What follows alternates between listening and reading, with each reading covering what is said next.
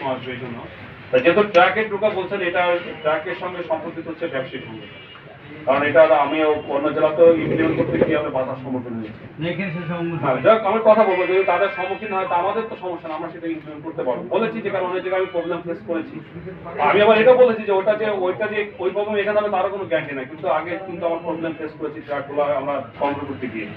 তারপর যদি এটা হয় তাহলে আমরা যদি ট্রাকের বিষয়ে যদি আপনাদের একটা অবদান থাকলে আমি পেলাম, আমি এটা ব্যবসায়িক সমস্যাতে, কারণ ট্রাক তো বেশিরভাগ ইউজ পাবে রাত 9টা থেকে রাত 9টা থেকে আপনারা পরের দিন সকাল 8টা। কলেজের সামনে অনেক কিশোর গ্যাং সন্ধ্যায় সকালে রাত অবধি পর্যন্ত আড্ডা দেয়। এই বিষয়টা গুরুত্ব সহকারে দেখার জন্য আছেন। আড্ডা দেয় কিন্তু একটু এখন আমাদের কিশোররা এখন মনে করেন যে এখন দুই রকমই সমস্যা তৈরি হয়। যদি আমরা চাই যে কিশোররা তারা সব সময় দেখি মোবাইল টোবাইলের জন্য অ্যাডিক্টেড হয়, তারাও একটু খেলাধুলা করুক, মাঠে যাতায়াত করুক, এটা একটা সমস্যা। আবার বাইকে কাজ করতে মিশছে, এটাও দুটো সমস্যা। আমাদের দুইটারই ব্যালেন্স করতে হবে। যদি কখনো কোনো অপরাধের কোনো নিউজ থেকে অবশ্যই আমরা সেখানে অপরাধের বললাম যে অপরাধ নির্মূল করার জন্য পুলিশের পক্ষ থেকে সর্বোচ্চ পর্যায়ে আমাদের আন্তরিকতা আমাদের কাজ থাকবে। তবে তারা যেখানে যদি কোনো অপরাধে কোনো যেখানে তারা অপরাধে জড়িত যাচ্ছে বা জড়ানোর সম্ভাবনা আছে, সেক্ষেত্রে আমরা তাদের বিরুদ্ধে ব্যবস্থা নেব। ব্যাপক অপরাধ ঘটনা বেলায় মানুষের নিরাপত্তাহীন অবস্থায় আছেন, চিনতে ভয় লাগছে। এটা অনেকে পুলিশের নোটিশে আনে, অনেকে আনে না। ঠিক আছে, এটা গভর্নমেন্ট জেলা যে আপনার কিছু সোশ্যাল মানে পারিবারিক যেগুলো এগুলো তো আসলে অন্য পার্ট। তবে অবশ্যই যখন এটাকে মারার পর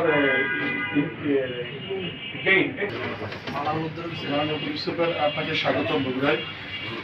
আমরা এখানে যানজটের কথা রিপিট করতে চাই না, তবে একটু যোগ করতে চাই যে বগুড়া শহরের যে যানজট, এটা আসলে শুধু ট্রাফিক বিভাগ কিংবা পুলিশ পারবে না। আপনি পারলে একটি আমার পরামর্শ থাকবে, বগুড়া পৌরসভার সাথে উদ্যোগ নিয়ে বগুড়ায় কিছু রাস্তায় রেল কর্তৃপক্ষ দেওয়াল দিয়ে দিয়েছে। বিশেষ করে যে রাস্তাটা চারমাথা থেকে বগুড়া শহরে ঢুকেছে, বাদুরতলা হয়ে চতুর্থাপুর উপশহর থেকে নামাজগড় হয়ে যে এটা, এবং থানা মোড়ে 1 নম্বর রেলগেট বলে একটা এলাকা আছে করত অফিসের সামনে, সেখানে সিএনজি অটোরিকশা যে বহর আপনি যদি দেখেন সারাদিন, আপনার একজন এসপি আছেন, উনিও দেখেছেন।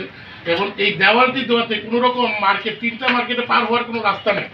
মানুষকে কোচিংয়ে যাইতে, পড়াশোনা করতে যাইতে, স্কুলে যাইতে, এবং কি যদি কোনো চিকিৎসার জন্য যাইতে হয়, আগে রেল লাইন ক্রস করে হঠাৎ মার্কেট অথবা স্টেশন দিয়ে চলে যেত বড় রাস্তাগুলোকে। কিন্তু এখন হয়েছে কি, দেওয়ালটাতে কোনো রকম গেট রাখা হয় না একটা যাতায়াতের সুবিধার্থে। এইটা যদি করা যেত 2-1টা গেট, আমার মনে হয় অনেক রিক্সা, অনেক অটো রিক্সা স্ট্যান্ড ওগুলো ওইদিকে ছিল, সেগুলো সব এখন এই থানা মোড়ে। এবং এই কারণে থানার সামনে যে 4 মাথার রাস্তা, সেটা ট্রাফিক বিভাগ করলো কি, 4 মাথার যে জায়গাটা, ওই পয়েন্টটা ট্রাফিক বিভাগ এর আগের একজন টিআই ছিলেন, বন্ধ করে দিলেন কারোর সাথে আলোচনা ছাড়াই, নিজেরা কীভাবে ডিসিশন দিলেন। এখন থানার সামনে উল্টা রাস্তায় ঘুরে যেতে হচ্ছে আমাদেরকে থানা মোড়ে, কিংবা থানা মোড় থেকে আমরা যারা আসছি, বিশেষ করে নয়ন ভাইয়ের বাড়িও আমার এলাকায়, আমরা যারা আসছি করত অফিস থেকে তারা থানার ওখানে আমরা ইচ্ছে করে কিন্তু আইন লঙ্ঘন করছি, উল্টা রাস্তা দিয়ে এসে থানার সামনে দিয়ে উঠছে। অথচ সামনের 4 রাস্তা সেখানে ট্রাফিক না দিয়ে ট্রাফিকের ইয়েটা শিথিল করার জন্য ওখানে দেওয়া হলো, এখানে একটা ব্যারিকেড দেওয়া হলো। তাহলে আমার কথা, এই যে প্ল্যান করে একটা 4 রাস্তা, সেই রাস্তাটা কেন খুলে দেওয়া হয় না? আমরা অনুরোধ করেছি বারবার। এবং দীর্ঘ ভোগান্তি এবং ঘন্টার পর ঘন্টা ভোগান্তি স্কুল কলেজে। যেটা একটা কিশোর গ্যাংয়ের কথা যেটি বলা হয়েছে, আমি আইন শৃঙ্খলার কথা আমার এক বড় ভাই বলেছেন। আমি মনে করি দীর্ঘদিন ধরে ক্রাইম বিটেও কাজ করেছি, হত্যাকাণ্ড যে কোনো জায়গায় হইতেই পারে, ঘরের ভিতর হইতে পারে, বাইরে। এটা বগুড়ার আইন শৃঙ্খলা পরিস্থিতি অনেক ভালো। আমি অন্তত বলি যে বগুড়ার আইন শৃঙ্খলা পরিস্থিতি বিগত দিনের চেয়ে অনেক ভালো। বগুড়াতে ছিনতাইয়ের হার কিন্তু আগের মতো নেই। আগে আমরা একসময় দেখেছি রাতে রিক্সা নিয়ে মানুষ যাতে বাধাগ্রস্ত, সিসিটিভি ক্যামেরা লাগানো হয়েছে, এলাকার পক্ষ থেকে লাগানো হয়েছে, পুলিশের পক্ষ থেকেও। এবং এখন সমস্যা হচ্ছে কিশোর গ্যাং কারা চালায়? কিশোর গ্যাং চালায় কিছু প্রভাবশালী, যেমন আপনি বললেন ব্যবসায়ীরা যানজটের জন্য, এরকম কিছু প্রভাবশালী কিংবা রাজনৈতিক ছত্রছায়ায় যারা থাকে। এই রাজনৈতিক ছত্রছায়ায় যারা থাকেন তারা একাধিক মামলার আসামি, যারা নেতৃত্ব দেন। তাদের বিগত দিনে বগুড়ায় হত্যার মামলা, চাঁদাবাজির মামলা, চিন্তার মামলা, এবং তারা রড, সিমেন্ট, বালু এসব খেয়ে হয়েছে। এরাই কিছু খুদে বাহিনী পালেন, তাদের ছোট ভাইরা, তাদের বড় ভাইয়েরা, তারা এবার কিশোর গ্যাং করেন। কারণ প্রভাবশালীর ভাইয়ের সাথে থাকলে প্রভাবশালী, এইভাবে কিশোর গ্যাংটা তৈরি হচ্ছে। আমার একটা আপনার কাছে ছোট্ট অনুরোধ থাকবে, এই সব নেতৃস্থানীয় প্রভাবশালী পুলিশ জানে, পুলিশের ডিএসপি জানে, আপনি এসপি যখন তাদের সাথে ছবি তুলবেন, আপনার পুলিশের ওসির সাথে যখন তারা চা খাবেন, থানায় যায় ঘন্টার পর ঘন্টা এই বড় ভাইয়েরা, তখন কিন্তু সাধারণ মানুষ থানায় এসে আর অভিযোগ করে না। কারণ কি, ওর নামে অভিযোগ দিয়ে তো লাভ নাই, ওর বড় ভাই তো ওসির কাছের লোক, ওর বড় ভাই তো এসপির কাছের লোক। এইটা বন্ধ করার জন্য আপনি অন্তত তালিকাভুক্ত কোনো সন্ত্রাসীর সাথে ছবি তুলবেন না, এইটা একটা কমিটমেন্ট করেন, একটা দৃষ্টান্ত স্থাপন করেন যে তালিকাভুক্ত 20টি মামলার আসামি আপনার কোনো ছবি আমরা দেখতে চাই না, আমরা আপনার কোনো ওসির ছবি দেখতে চাই না।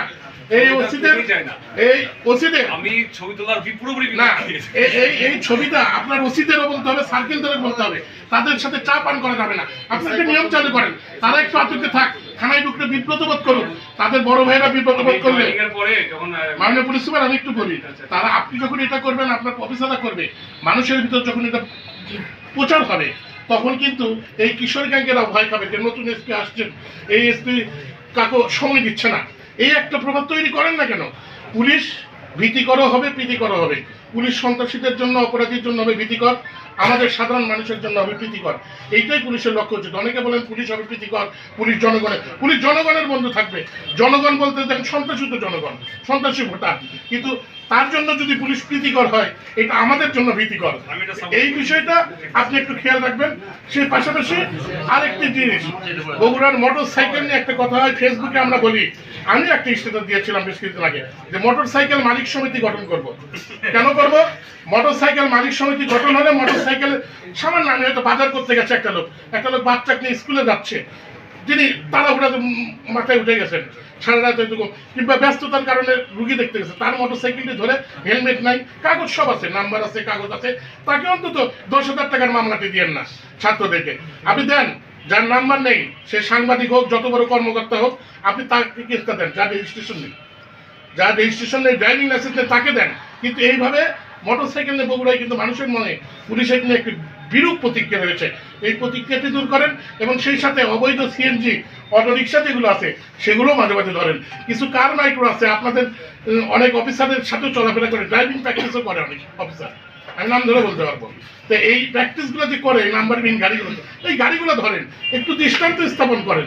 এবং এই দৃষ্টান্ত করে আপনি কতদিন থাকবেন আমি জানি না, কিন্তু আপনি যেই কদিন থাকবেন, বগুড়ার মানুষের মনে এই দৃষ্টান্তগুলো স্থাপন করলে আপনি বগুড়ার মানুষের মনে চিরস্থায়ী একটা জায়গা করে নেবেন বলে আমি বিশ্বাস করি। এবং এইগুলো খেয়াল রাখবেন বলেই, এটা আমার শুধু আমার ব্যক্তি